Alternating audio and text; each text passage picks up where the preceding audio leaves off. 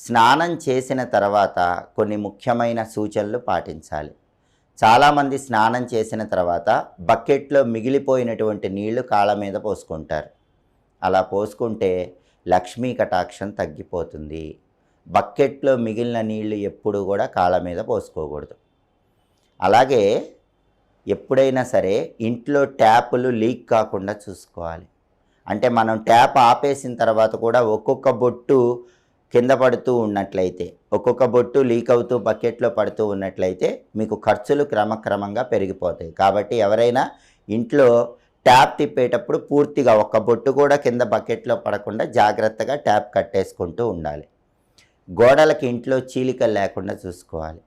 ఇంట్లో గోడలకి చీలికలు వస్తున్నాయి అంటే అదృష్టలక్ష్మి అనుగ్రహం తగ్గిపోతుందని అర్థం. అలాగే ఇంట్లో గోడలకి పెయింటింగ్ రాలిపోతుందంటే అదృష్టలక్ష్మి అనుగ్రహం